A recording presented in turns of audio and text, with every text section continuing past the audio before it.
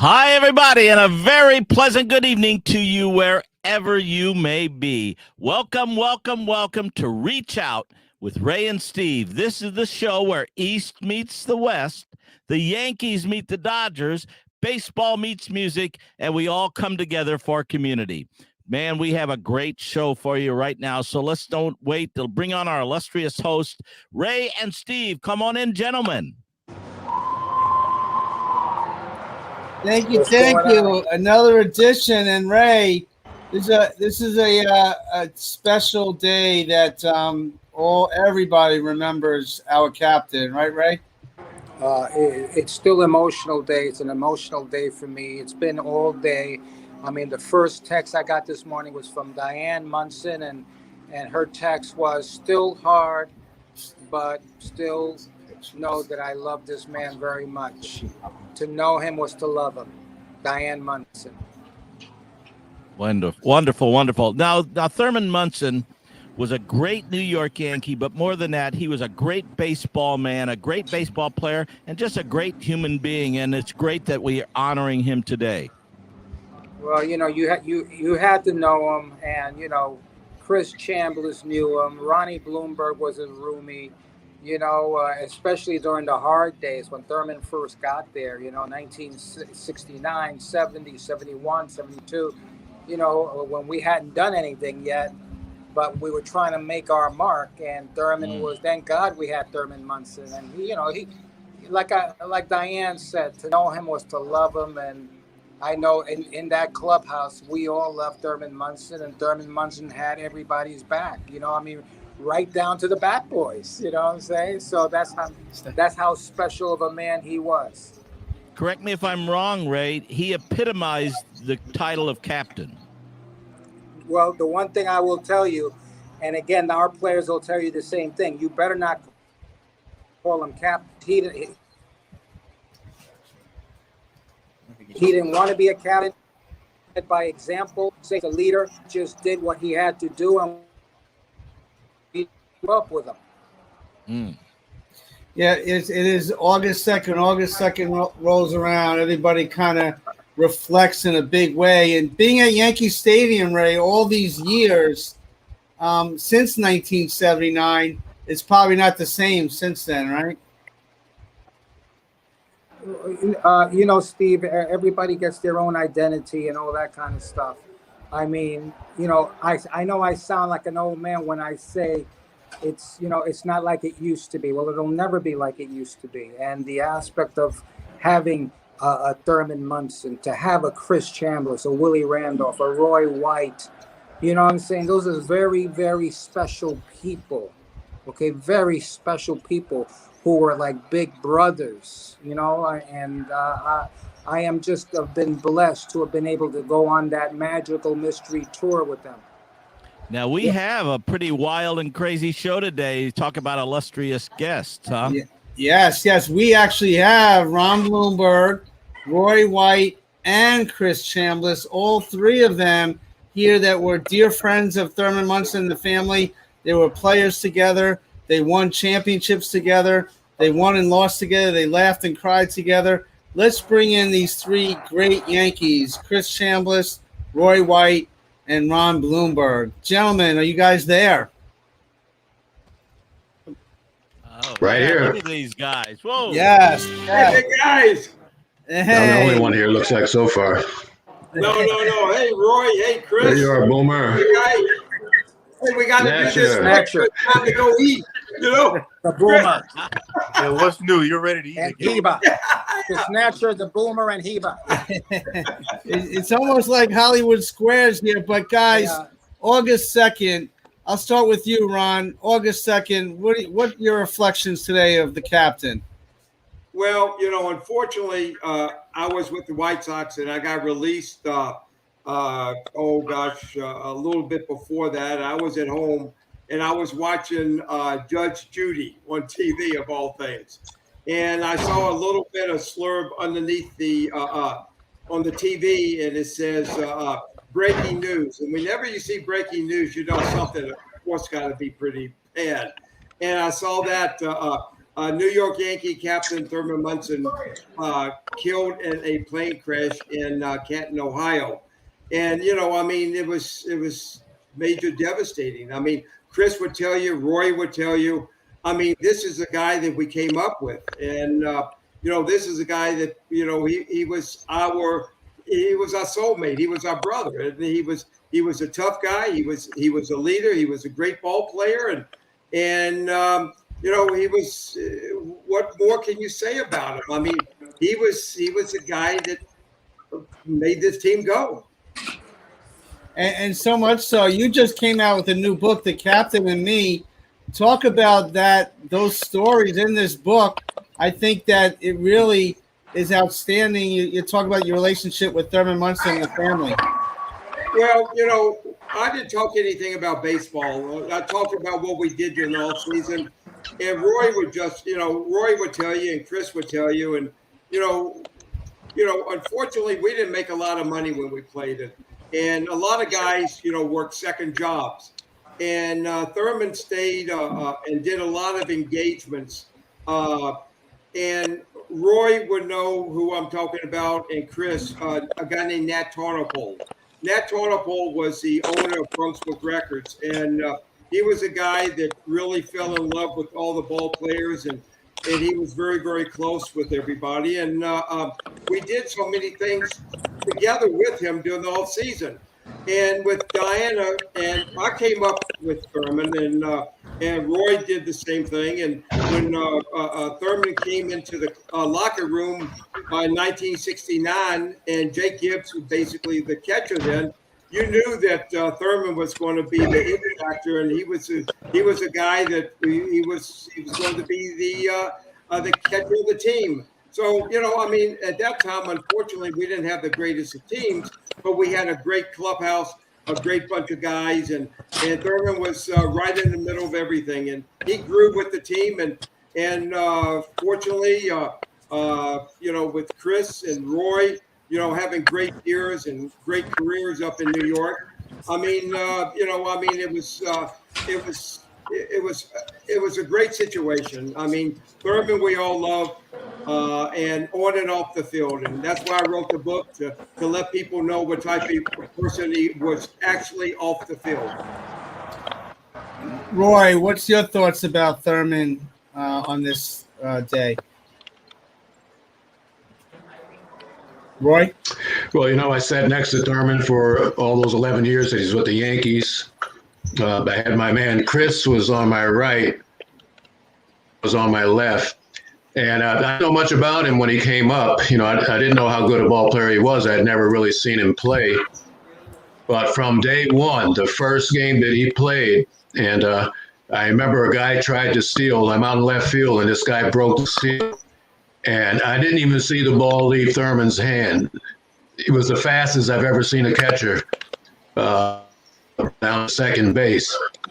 He came up and got a base hit and drove in a run. So right away, you can see that this guy was really something special. So for those 11 years, he was the first guy I saw every day that I came to the park.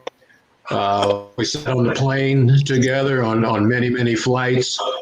And Thurman would discuss his family and his future in baseball. He was way ahead of his time. Thurman was already thinking about what he was going to do after he got out of baseball.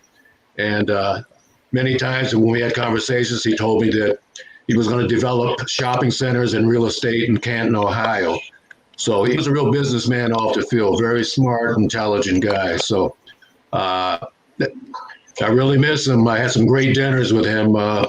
His favorite line was, "Hey, Roy, you're the man I want to see when I want to have a good meal, because you know all the best restaurants in the American League." So it was a blast being of his, and a great loss. A very sad day for me when that happened. Very sad. Yeah. Thank you, sir, for sharing that. Chris, your thoughts on Thurman? Yeah, Thurman, everybody asked me about, especially we used to talk a lot about clutch hitting, and I would always mention Thurman as being the best clutch hitter I've ever seen. there were situations in games when we needed a big hit. He'd be the guy you'd want up there. You couldn't strike him out. You just couldn't get him out. He was just a great hitter, and it really hurts the day that we lost him. What I remember most was the meeting we had with Billy Martin with the team, and Billy was crying and telling us about Thurman dying and all that, and that was really just one of the saddest meetings I've ever been in. But he was a special person, special player.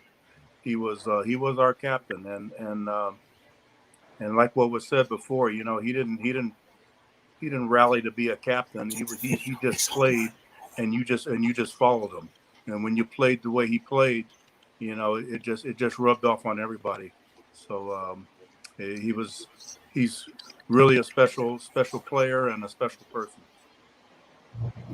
So Ray, when you see Chris and Roy and Ron talk about Thurman, what's some of your thoughts about them, but also about the captain?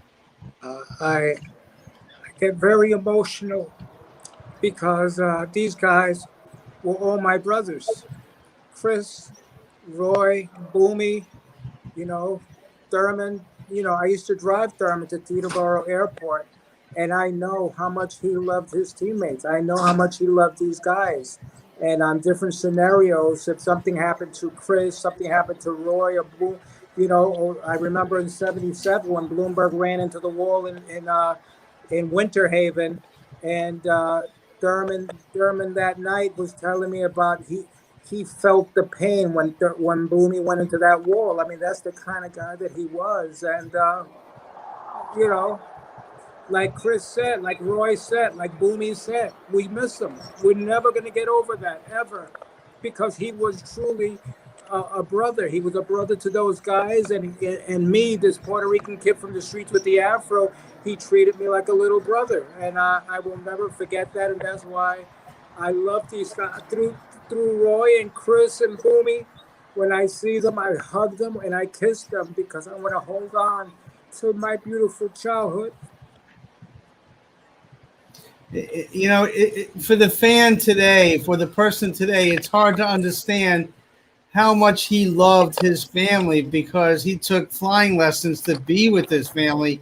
I don't think not too many professional athletes or people would do something like that. But Chris, did you always see the love he had with his family? There's no doubt about it. He was, and we know him as the Yankee family, but he talked about his family all the time. But he also felt family when he was with us. In fact, he told me one time that one of his biggest wishes was that none of us got traded, that we all had long-term contracts so that we would all stay together for the years to come. As you know, none of that happened. We all got traded away and whatever. But Roy was right about thinking ahead like that. He thought way ahead, and he wanted all of us to stay with the club forever. He wanted all of us to have long-term contracts so we can continue winning and playing the game. Wow. Roy, what's your thoughts about Thurman's love for his family?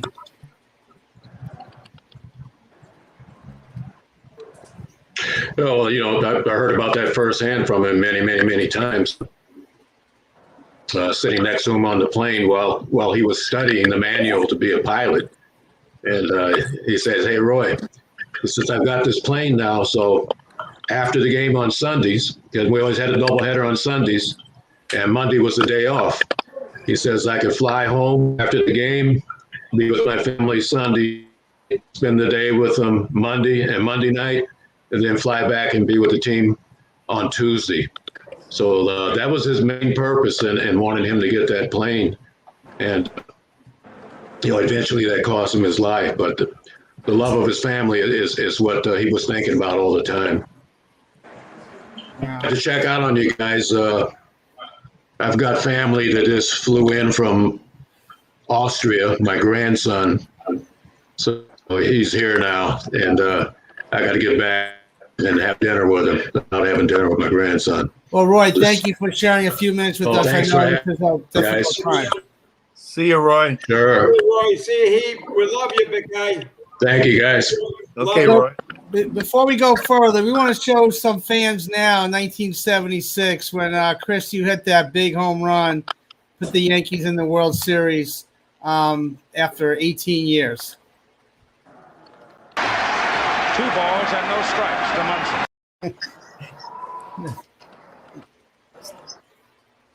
Well, as we're queuing up the film, talk about that hit, Chris.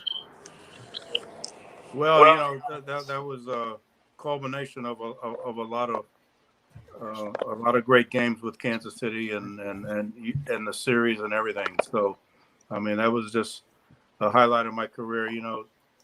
And we're talking about Thurman, and I just know he was, you know, he was there. It was such a pleasure to hit behind him during those years because he was always on base. You know, he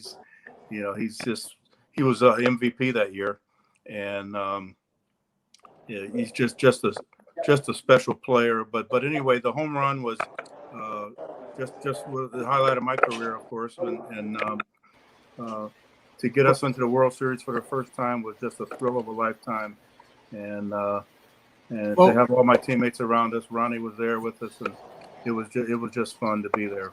Oh, we got the film now. Let's check it out right now. Art Littell delivers high drive, hits it right center field. That's gone. It is gone. Chris Chambliss has won the American League pennant for the New York Yankees. A thrilling, dramatic game with overtones of that great 6th game in the World Series a year ago, and then the 7th game too. What a way for the American League season to end. A spunky young Kansas City team. Look at them mob Chris Chambliss. What a season he has had. What a series he has had. You're like a running back Wow. there. He had to run a few guys over there a little bit. Oh, the greatest part when he hit that guy that was wearing that overcoat. He's probably still buried underneath that. I looked up and that guy was in my face. I had no choice but to run over him. So That was a football game, I think. There. Yeah. Ray, where were you in that crowd, Ray? No, I was in the clubhouse when that happened. And then what happened was Chris finally made it into the clubhouse, and then security came in and said, "Chris, you have to go back out and touch home plate." And that's what happened. Thurman Munson finally. Wow. That's a You true story. That, Chris? That's a true story. They wanted to know whether I touched home plate or not. I said, "Well, how can I do that? It was impossible." So, a couple security guards and myself, we went back out, put a jacket on, and we went back out to the home plate and looked down. And when we looked down, the plate was gone. So, I put my foot on there anyway. So, but that was a thrilling moment, and I love the photo. As you guys seen there's a lot of photos from it, but Thurman's jumping up out of the dugout after I hit. Hey, but one thing that happened was George Brett from the other side found out that Chris had to come back out, and he said, "We got to charge him for running out of baseline." That sounds like him. That's it. Yeah. But Chris, you weren't the only one with a big home run. A lot of Yankee home runs. Let's check out what Thurman did in the playoffs. Let's check this out. 2 balls and no strikes to Munson. Try he is. Munson hits it high, hits it well to left. Wilson going way back, way back. It is. Oh! The damaged man. You're getting everything, ladies and gentlemen, in this ball game, right, Jim? The damaged man. He's been fighting his battered body all throughout the series, getting his pitch. We told you about Bird, and he did not go to right field. He got his pitch high, right where he wanted it, and put it deep into the bullpen. Wow. 2 things in common. It's always against the Royals, and Howard Cosell is always in the booth. Isn't that something? What year was that? That was 78. That was 78. Yeah, playoff of '78. Yeah, that was Doug Bird. I remember that home run. It was a You know, long home run too. In the spring training of 1977, in the first game, Ron Bloomberg hits a home run over the trees and everything. Wow. And so then Thurman Munson turns to Reggie, who was, supposed to be the power guy, and he says, Bloomberg didn't get it all. So Reggie runs up to Bloomberg. He says, hey, Bloomberg, did you get it? And Bloomberg said, I just missed it. Hey, let me ask you two Yankee sluggers. You added a couple of new Yankee sluggers to the team this past week. How are they going to fare in that short right field fence you got over there? Well, let me tell you something. I really like that Rizzo. Being with the Cubs for many, many years, of course, and I have not seen him play that often.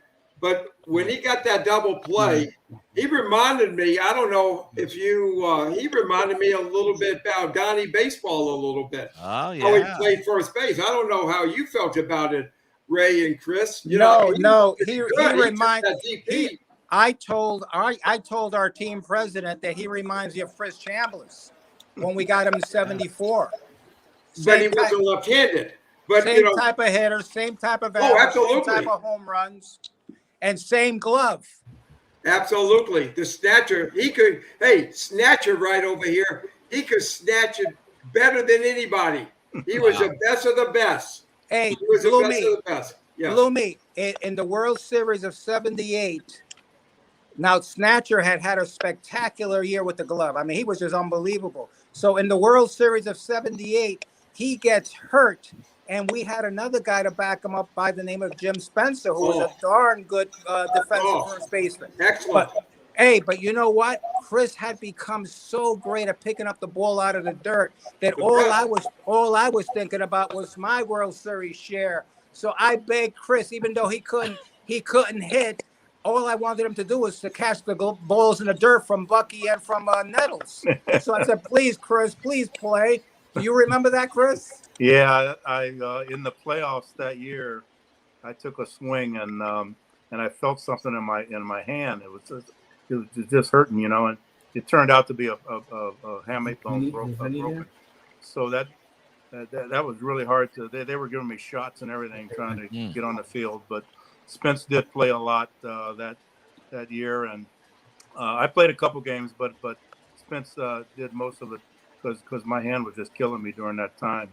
And but yeah, I do remember that, and it was fun playing over there. I enjoy playing first base. It was just great. I think the Yankees acquisitions have just been tremendous.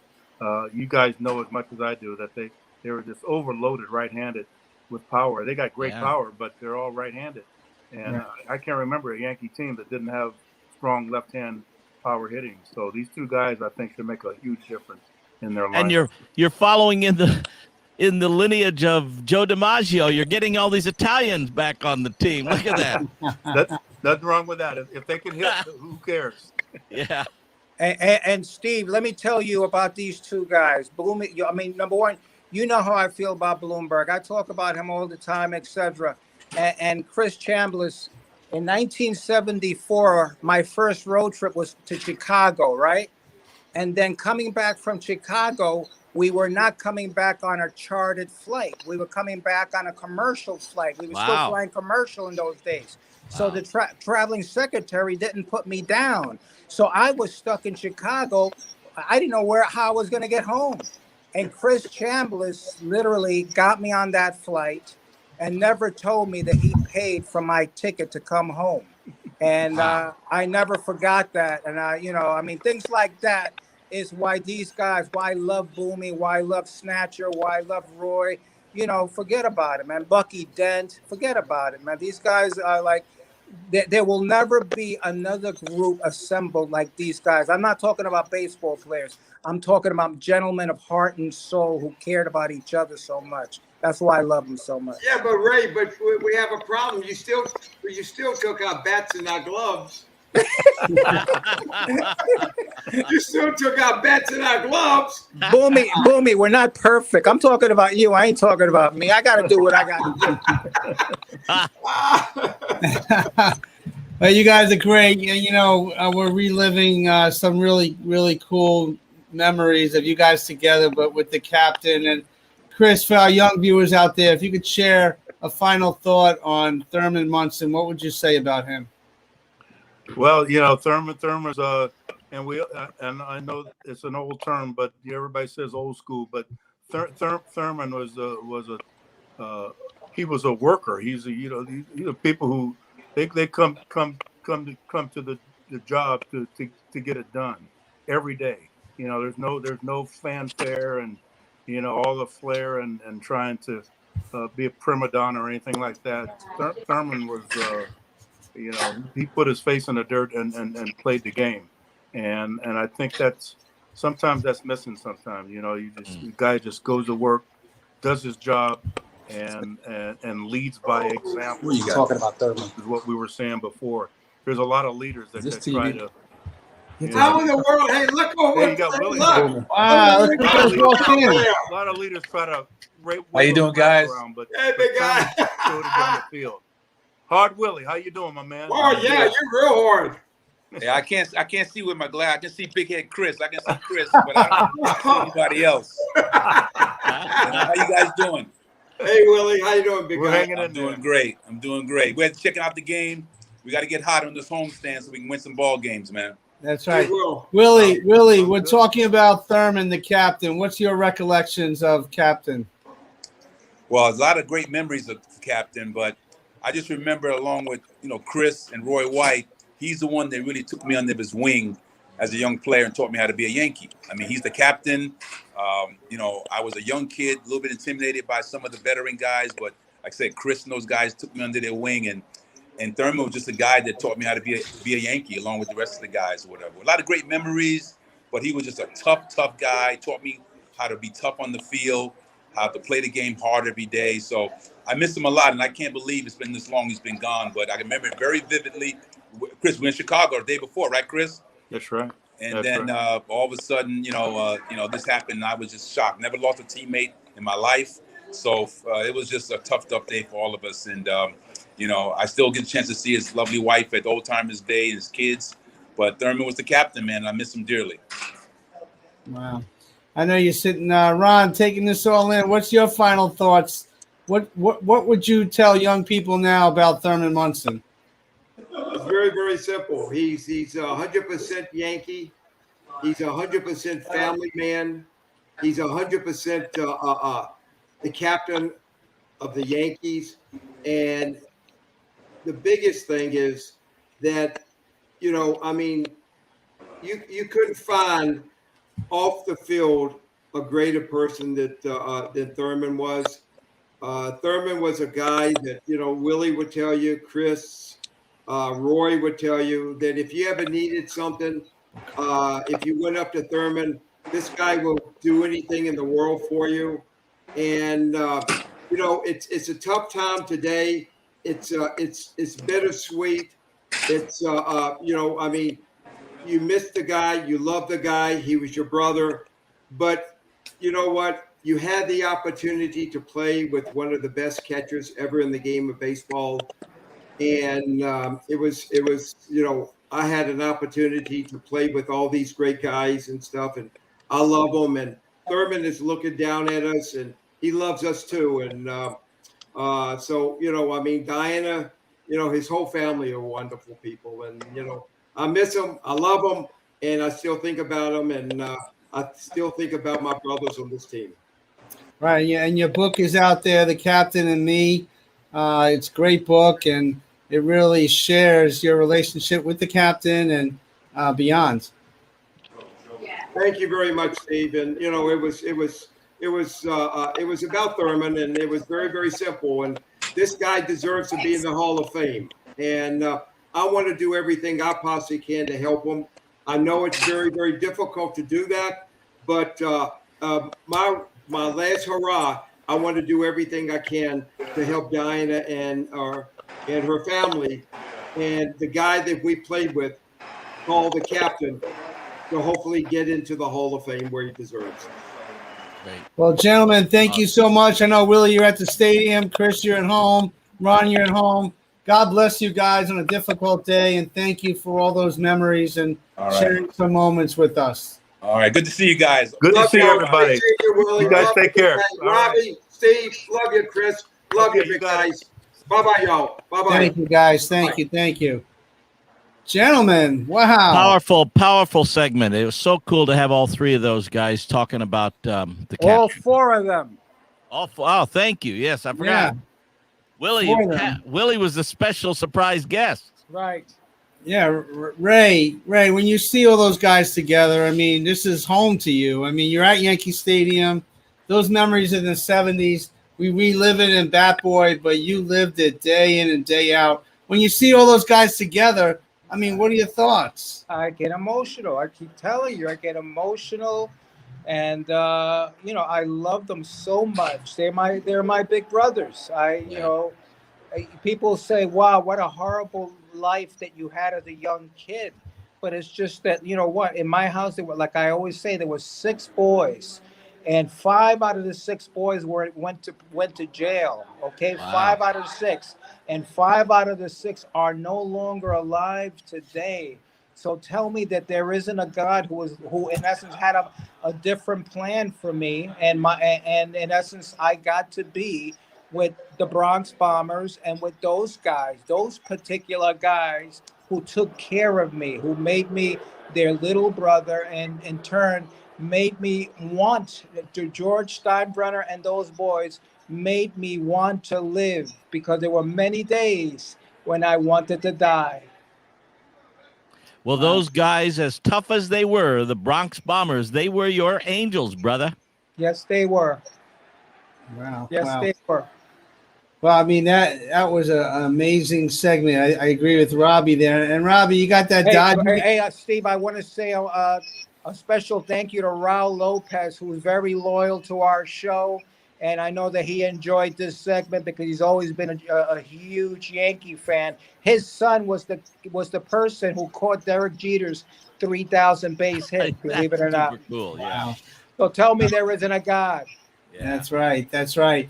Well, you know, Robbie, everybody picked up some great players at the trading deadline, including the Dodgers. What a wild weekend for that. And it's interesting, you know, they have the power rankings of all the 30 teams in baseball.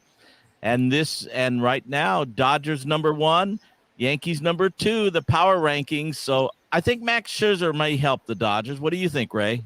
Just a little bit. And then you throw in Trey Turner. Yes. Oh, my God. Why couldn't we get Turner? Well, we got Rizzo and Gallo. We got a couple of Paisans. So You know, the Paisans are coming back to Yankee Stadium. I love it. The Joe DiMaggio, those guys are going to hit a lot of home runs in Yankee Stadium.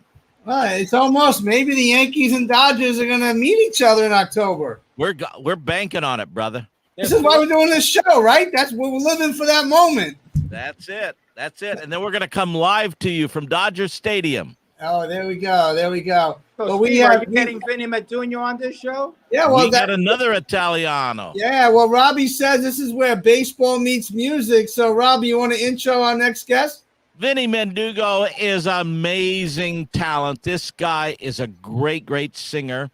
In the Italian singer tradition, he covers a lot of those great songs, from Frankie Valli to Jay Black and on and on and on.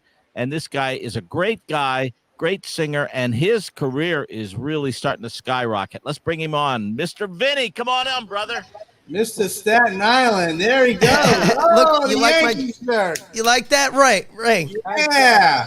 Nice Oh, I didn't know he was going to wear that. Well, my brother gave it to me, and he goes, "Today's a special day. I'm going to allow you to wear it." My brother really is into the old school memorabilia and stuff like that. This is a vintage jacket, and he's like, "You got to wear this, especially for today." He goes, "I want you to show them that and how important it is." And you know, we're old school in our house, so my uncles literally idolized the guys that were just on the screen. They were texting me during this, like, "I cannot believe right now you're in the green room with these guys on right now, talking about Thurman. My neighbor, Matt Dennis, he was a kid during that entire era and always talks about it with me. I think he was in the comments too, that how instrumental this was. So for me to be here with you guys tonight, thank you so much for inviting me to listen to that nostalgia, to hear that, to be part of that. And now, Ray, to be part of your story this weekend and bring it to life. And like Chris, I too am a lefty.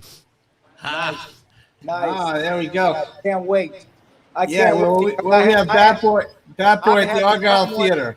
Well, Steve, I have become one of the big Vinnie Mandugo fans, so I can't wait to hear him do Volare on Sunday. That's going to be, I'm excited. I'm excited that you guys requested that. What song are you singing, Vinny?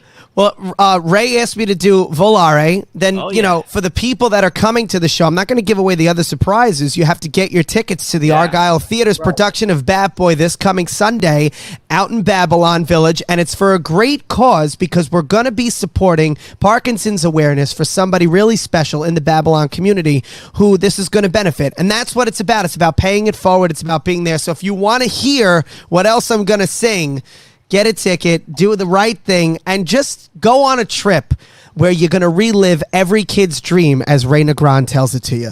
Oh, that's great. Well said. Now, I have a question. So there are probably a lot of people watching this show who don't even know that song. Do you think you could give them just a pinch as a teaser? What, a little Volare? Really? A little Volare, Acapulco. If people don't know that one, they got to crawl back under the rock, but sure.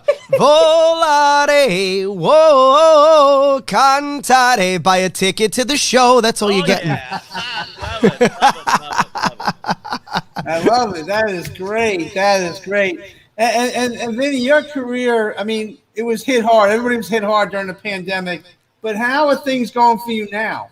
Listen, like they say, when life throws lemons, you make lemonade, right? Amen. When the pitcher throws a curveball, you knock it out of the park instead of getting the strike. So that's what we had to do. Things are great. I really pretty much used the time to reinvent, to find the balance, to do some singing live online, to put together some more projects. I just finished a project last week. I was in the studio with the band and the backup singers that I work with, the Coda Band and the Chiclets. And we wanted to kind of give a different feel because a lot of the times we put out projects that are completely polished, which is great because that's what we're supposed to do as musicians. But I wanted to kind of like bring the listeners behind the scenes and let them hear rehearsal and what that sounds like for a big show coming up. I'm going to be at PNC Bank Arts Center 2 times. On August 26th, I know Steve wanted to talk about it, so I'll let him do that. And September 8th, I'm actually doing an afternoon show, just me with the Chiclets and the Coda Band. It's going to be awesome. It's in Homedale, New Jersey, exit 116 on the Garden State Parkway, and it's free, completely free for everybody to come on out. Yeah. Yeah, so it's gonna be good. It's such a great venue because thousands and thousands. You got a inner circle, but then you got a large lawn section there that people are just dancing on August 26th. Tony Orlando, right? Yep. Bobby Rydell, yourself, and who else is going to be there? The Capris. That's Cousin Brucey's Palisades Park reunion show. Man. It's all put together by 77 WABC, and it's pretty cool because I get to do like a lot of the warm-up stuff for Cousin Brucey. It's kind of been our thing. One time I just went on stage for him at the Feast of San Gennaro. He loved it, and he told me, he goes, "I want you to warm up the audience because you're a modern guy, but you're preserving the old stuff and you're making the older people reminisce." And that's what I love. And, where baseball meets music, it's cool because as a newbie, I'm able to appreciate the yesteryear. So like literally sitting and just watching those legends speak just now is all about the camaraderie, the nostalgia, and that's what it is too when you're backstage at a venue like PNC with all these guys. So I'm so excited because I've worked with Bobby Rydell in the past, I've worked with Tony Orlando in the past, and the Capris as well. So to be able to kind of like be the leading hitter, so to say, the first at bat that night and kick it off for them and get the audience pumped and ready is an exciting thing, and it's an honor. And that is a great venue. 41 years ago, I just realized how long ago it was. 1980.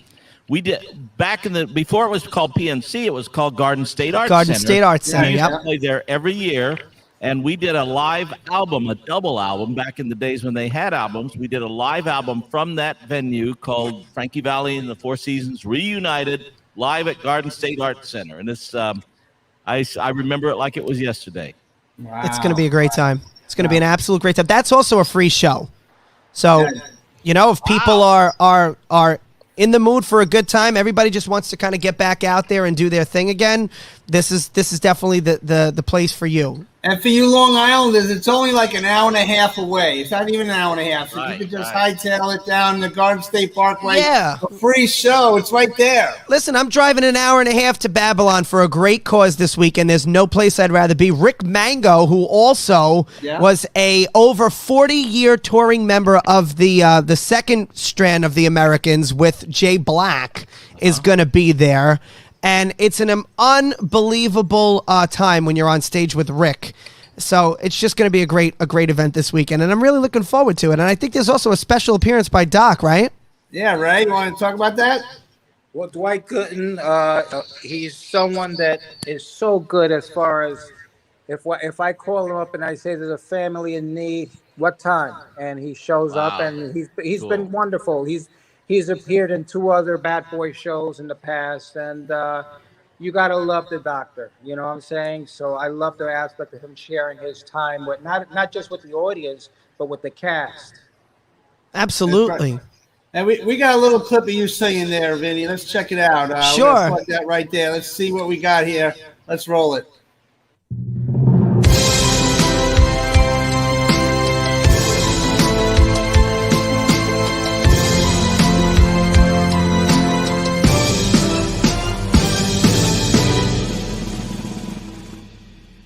Stay beside me, say you'll never leave me. How I love you, how I love you, how I need you, please believe me. In your arms I found my heaven, and your lips have done their part. Il mondo, your love is all I need in my world. Let tender kisses plead in my how could I ever live without you? Il mondo, my heart belongs to you, so take it and promise me you'll never break it. Say you'll stay here in my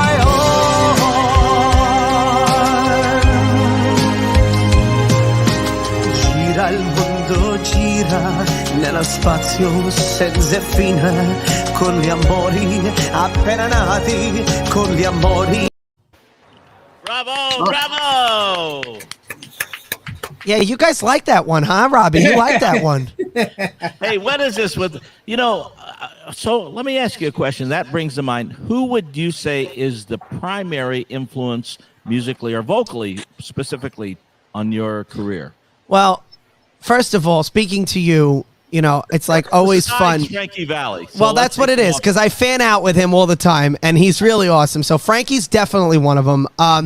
Jay Black, I was having a talk earlier with Roy's buddy and Ray's buddy, Murray Bauer, that Jay Black, the way Thurman and all these guys played a role in Ray's upbringing, listening to the music of these guys back then played a role in my upbringing, because when I was a kid, I never knew anything about wanting to do this on a professional level. I just loved singing. I loved the music. And I used to pretend that I was a singer as a kid on a karaoke machine, and my grandma and my dad and mom used to buy these tapes of the oldies music, which when I was growing up at that time, it really wasn't oldies. It was only 15 or 20 years old, and CBS FM was still spinning these records. So it wasn't uncommon in my house to hear Jay Black. It wasn't uncommon to hear Roy Orbison, Elvis Presley, Frank Sinatra, and then, of course, all the female singers, right? And then before I knew it, I was loving these songs so much, and I was singing them, and I was getting into them, and that's where my vocal range came from. And when I got older, of course, I started working with professional people that help you tweak and fine-tune and train the vocals and whatnot, but those were my vocal coaches growing up. I would sit in my room for hours and just play and sing on the microphone until my mom would knock on the door and say, all right, little Sinatra, it's time to eat dinner, come out. And then I'd go... I hear Jay Black in your approach and everything, of course. And Jay Black is one of the great singers. I remember we were doing a show and Jay was there. Jay, I mean, we used to do a lot of shows together with Jay back in the day. But Jay came to a show of ours a few years ago, and Frankie had him stand up and said, "This guy should be in the Rock and Roll Hall of Fame. We've got to do whatever we can do to get him in the Rock and Roll." And he still should be there. Amen. I agree. Because the records are great, and the groups that still keep them alive are great, but there's only one voice that would ever be the synonymous voice on those records, and they wouldn't have had the fame they have and the longevity if it wasn't for his voice. So the fact that I get to be one of the many people in the world that tribute him and do it, you know, but it's pretty cool because Rick Mango and Murray both took videos of me singing his music to him. Wow. And, you know, and he gave it the seal of approval. So as far as I'm concerned, we need that's to get a blessing. This guy's autograph while we still can, Vinny, because your star is rising, my brother. I appreciate that. Well, I'm ready for you on Sunday. I'm going to get your autograph there, Vinny. I'm looking forward to being there, too. I think it's great. It's called Bad Boy Returns. It's at the Argyle Theater in Babylon. So make sure you come on out. Again, it's for an amazing cause. You can go to argyletheater.com/event/Batboy, A Yankee Miracle Returns. Come on out, people. I promise you, you won't be disappointed. Great music, great stories, great cause. Where do you lose in that? Right, yeah. It's a grand slam. It's a grand slam. Ray, I think we got a new marketing person. Yes. There you go. Yes, Steve, you're fired. Oh, yeah. And I want to say that I'm thinking of you guys today. I have so many students that I teach during the day and in high school, and my student athletes, you know, they respect a guy like Thurman and so many of these other legends that paved the way for the modern legends. So it's pretty cool to hear the people that actually lived and came up with these guys. And it's, you know, no matter how many years go by, the loss is still stings each and every year when it approaches. So I know how hard of a day it must be, and I know that he's very instrumental in your show, right, Ray? Like I know that this. Yes, he is. Yes, so he is. I'm really honored to be part of it and to honor him. Yes, he is. Well, I appreciate it very, very much. Yeah, no doubt. He's definitely a focal point of the Bat Boys show. But, Robbie, you've been hitting the road, too, with the Frankie Valli and the boys, right? How's that going? We finally had, well, last weekend was our first set of shows in a year and a half. We played in Green Bay, Wisconsin last Friday. Saturday night we played in Dayton, Ohio, and Sunday night we played in Milwaukee.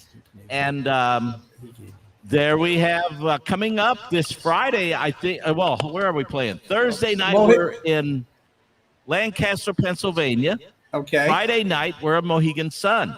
Yes. And then I can tell you, because I spent a lot of money. I donated to the Commonwealth of Atlantic City this weekend by flooding their machines. And August 13th and 14th at the Hard Rock, you guys are going to be there. And I'm so pissed because I'm going to be in Boston. Otherwise, I would have said, Robbie, I'm coming to see you. But it's all good because you'll be in Staten Island in October. So I'll definitely link up with you there.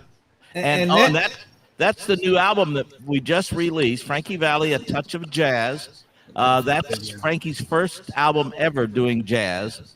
But I have a clip. I wonder if we could show that. And I think Ray especially will appreciate this. This is from last Sunday night in Milwaukee. Now, last year, by the way, we also have another picture. Do you know Beggin' by what is it? May Skin is #1 on Spotify right now. Look at that. Frankie Valli songs. And look at the #2 song on Spotify is Stay. Also a Frankie Valli song. But last Sunday night, and you'll appreciate this, Vinny, this past year during the pandemic, Frankie Valli and Pitbull did a duet. Yes. Doing Can't Take My Eyes Off You. And Frankie mentioned that in the show last Sunday night. Was it Sunday night? Yeah, Sunday night. Saturday. I'm confused now. Whatever. We played Friday, Saturday, Sunday. Yeah, Sunday night in Milwaukee. And we have a little bit of a clip of us doing Can't Take My Eyes Off You with a little different language twist. I want you to appreciate this, Ray, especially. Can we play that clip?